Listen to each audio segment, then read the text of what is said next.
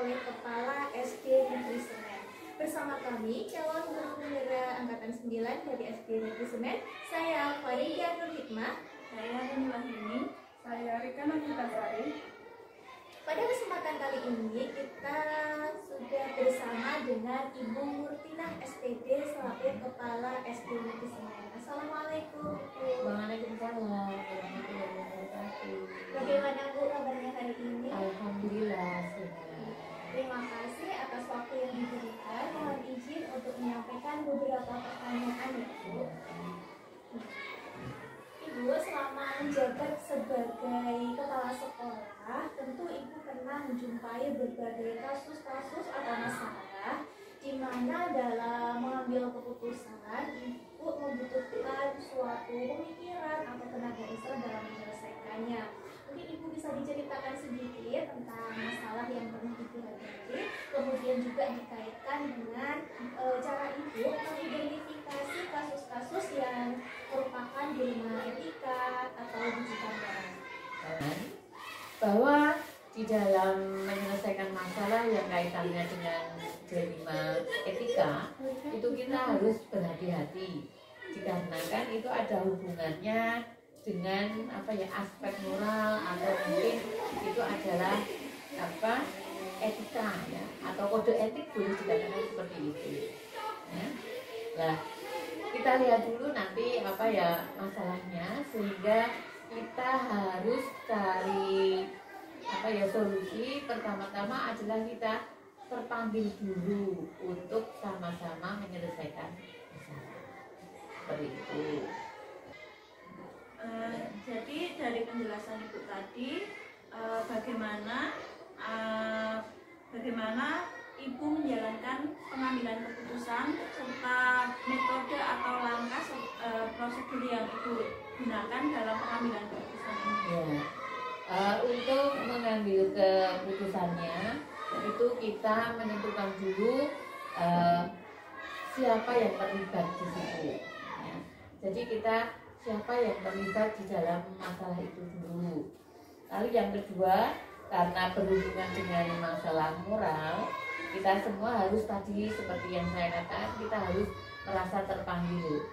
Jadi semua yang terlibat itu kita harus sadar semuanya bahwa kita harus merasa terpanggil untuk menyelesaikan masalah itu.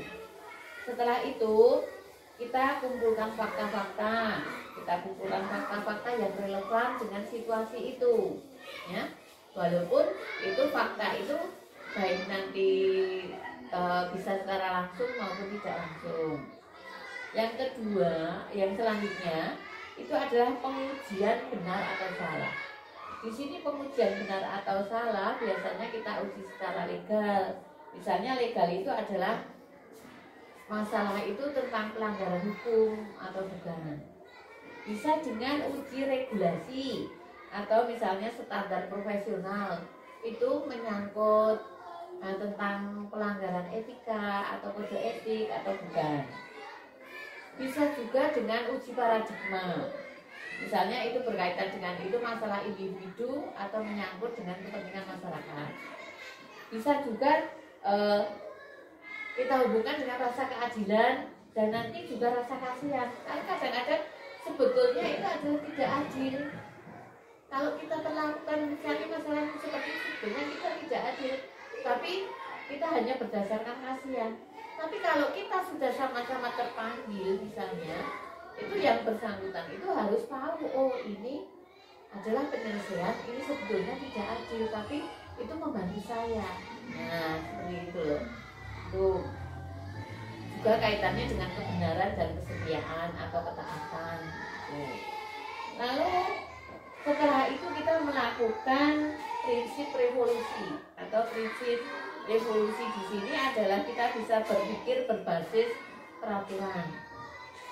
Jadi walaupun tadi misalnya itu karena kasihan tapi dia kan tahu tentang peraturan. Nah, mari kita adakan suatu perubahan sedikit demi sedikit, tidak harus berlebihan ya, karena itu menyangkut etika. Lalu yang kedua adalah berpikir juga dengan rasa peduli. Jadi dia diperlakukan kasihan kan ada yang ada di sekitarnya itu juga punya rasa. Nah, sehingga dia itu dibangkitkan supaya dia peduli dengan perasaan orang lain. Nah, seperti itu. Dan insya Allah nanti dengan jalan seperti itu kita sama-sama dengan hati dan ada perubahan, mudah-mudahan itu bisa terselesaikan. Dari langkah-langkah yang Ibu jelaskan tadi, hal yang mana yang selama ini Ibu anggap itu sudah efektif dilakukan?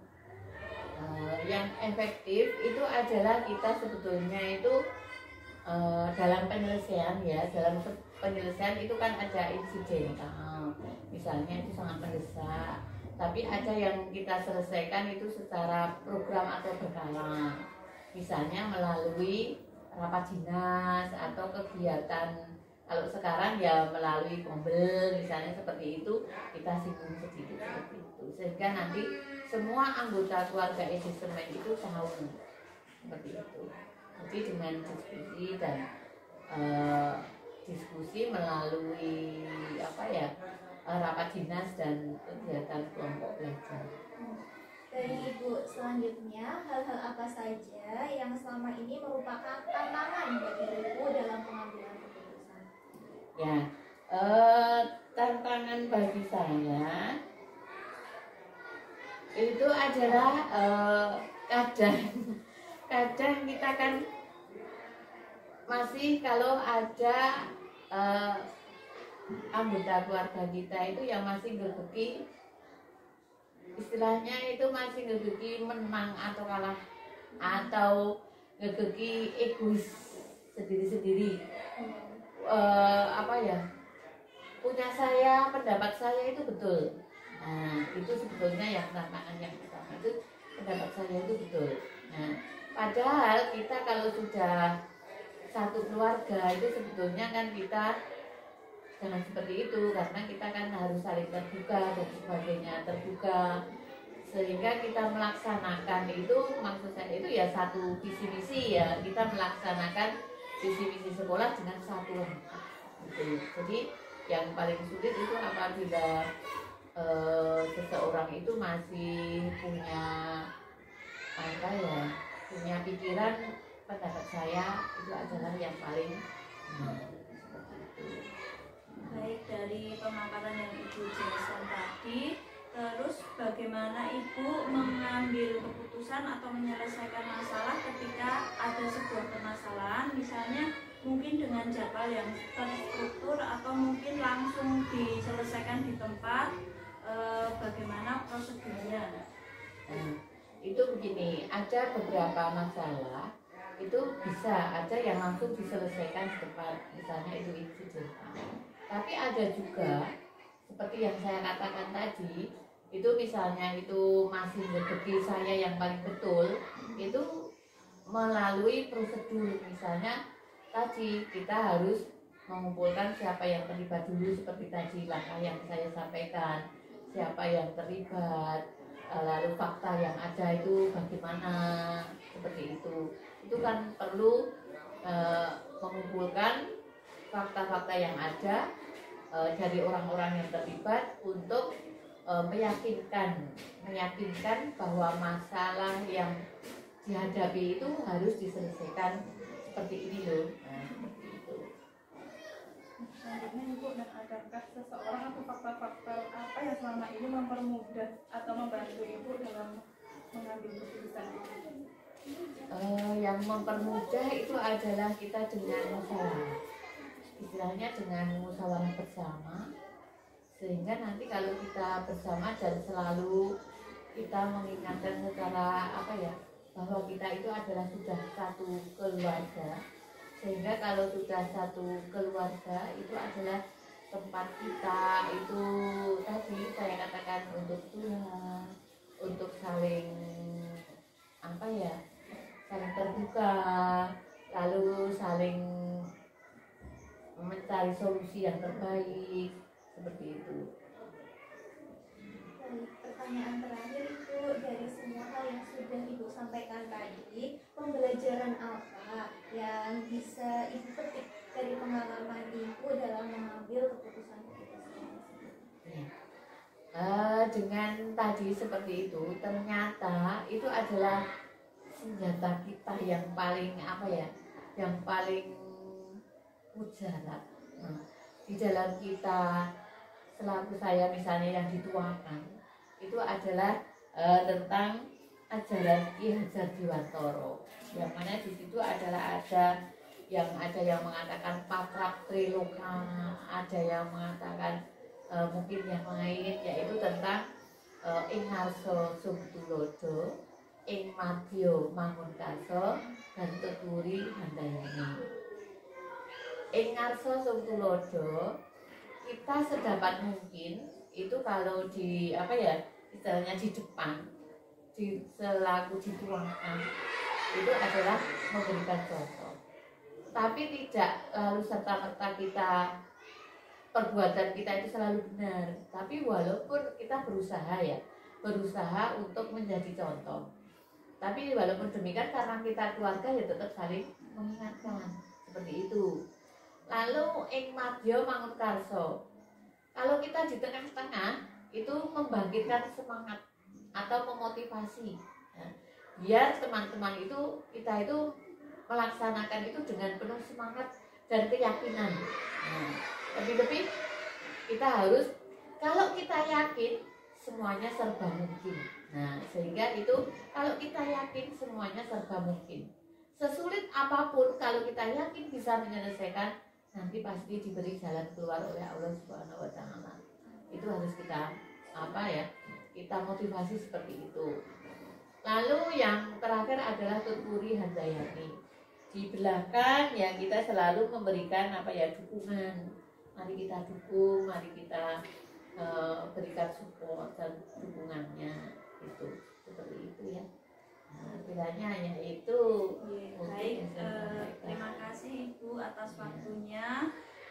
Kami rasa wawancara hari ini sudah cukup. Ibu juga sudah menjawab beberapa pertanyaan dari kami. Semoga kedepannya dari wawancara ini kita dapat mengambil banyak pelajaran, dan semoga kita bisa mengambil keputusan secara bijak, serta kita dapat mengambil keputusan yang selalu mengedepankan nilai-nilai kebajikan, dan semoga keputusan yang kita ambil dapat bermanfaat untuk kita semua.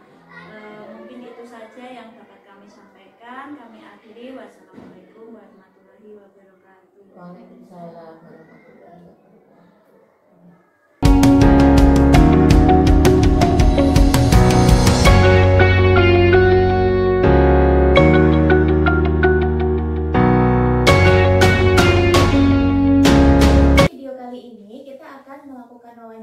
Sebagai tugas demonstrasi kontekstual modul 3.1 terkait praktik pengambilan keputusan di kelompok bermain melati Kapanewon Sentolo Kabupaten Kulon Progo. Bersama kami calon guru penggerak angkatan 9 dari SD Negeri Semen, saya Farida Nur Hikmah, saya Rini Wahyuni, Saya Rika Novitasari.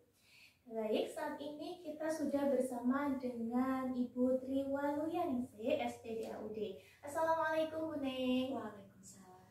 Bagaimana kabarnya hari ini Bu? Baik, alhamdulillah. Alhamdulillah. Terima kasih atas waktu yang diberikan kepada kami Bu. Mohon izin untuk menyampaikan beberapa pertanyaan. Baik Bu, selama Ibu menjalankan tugas, tentu Ibu pernah menjalani berbagai masalah atau kasus-kasus. Mungkin Ibu bisa menceritakan suatu kasus yang dalam penyelesaiannya Ibu membutuhkan tenaga dan waktu ekstra, dan bisa juga Ibu kaitkan dengan bagaimana cara Ibu untuk mengidentifikasi kasus-kasus tersebut, apakah merupakan dilema etika atau tujuan moral. Ya, selama ini dari beberapa tahun, 3 tahun ya kesini, memang ada anak didik kami yang sudah ketergantungan dengan HP. Jadi di rumah itu orang tuanya karena mungkin dampak dari corona kemarin itu mengikuti kakaknya, ya, terus terkecanduan HP. Nah, ketika masuk di kelompok bermain melati, anak tersebut tidak sama dengan teman-temannya, jadi dia lebih cenderung ketika itu membawa HP juga di sekolah kami.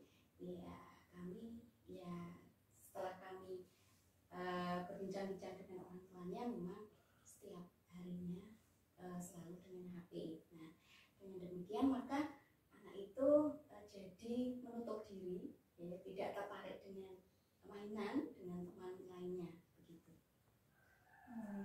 Baik Bu, setelah mendengarkan penjelasan dari permasalahan yang Ibu alami, lalu bagaimana Anda menjalankan pengambilan keputusan di sekolah mengenai masalah yang sudah terjadi, serta langkah atau prosedur apa yang Ibu ambil dalam pengambilan keputusan ini?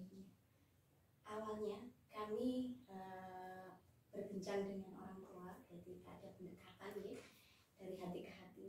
Nah, solusi kami adalah apakah beliau itu mau ya bekerja sama agar anak tersebut nanti lambat laun untuk menghindarkan atau meninggalkan HP tersebut, supaya nanti perkembangannya itu sama dengan teman-temannya, begitu. Dari langkah yang Ibu ambil, hal-hal apa saja yang selama ini Ibu anggap efektif dalam pengambilan keputusan tersebut? Yang paling efektif adalah saya ada kesepakatan dengan orang tua, dan orang tua itu melaksanakan setiap harinya apa yang kami kesepakati, yaitu untuk lebih jarang ya untuk bermain dengan HP tersebut, memberikan kesibukan anak yang sesuai dengan perkembangan anak, yaitu diajak bermain atau kita berikan alih perhatiannya dengan mainan yang lain atau coret-coret ya. Terus kalau di sekolah kami juga memberikan pendekatan khusus dari yang lainnya ya, secara terus-menerus ya, sehingga anak tersebut nanti bisa terhindar dari kecanduan HP ini. Selanjutnya, hal-hal apa saja yang merupakan tantangan dalam pengambilan keputusan ini? Ya, tantangannya adalah kita harus ekstra ya. Di sini ekstra lebih sabar, lebih telaten. Ya. Karena kita berhubungan tidak hanya dengan anak, tetapi dengan orang tua juga. Selanjutnya untuk meminimalisir, karena memang HP ini benar-benar mengganggu ya. Artinya kalau untuk anak usia dini ini, kalau sudah kecanduan ini akan mengganggu konsentrasinya. Jadi egonya ini akan lebih besar. Terus ini secara global ya, ini sudah kami amati demikian. Maka keputusan kami dalam musyawarah bersama dengan pendidik kami dan pengelola, kemudian hasil ini kami musyawarahkan, kami keluarkan kepada semua pendidik bahwa untuk salah satu tindakan kami adalah di sini kami mempunyai beberapa buku ya yang bisa kami nanti dipinjamkan kepada anak, dan kami minta bantuan kepada orang tua bahwa untuk setiap harinya ini untuk membacakan dongeng ya, dengan bantuan buku-buku yang kami sediakan. Jadi nanti setiap anak ini setiap pulang dipersilakan untuk membawa buku, meminjam dan lain, mungkin 2 atau 3 hari bisa ditukarkan kembali gitu. Karena dengan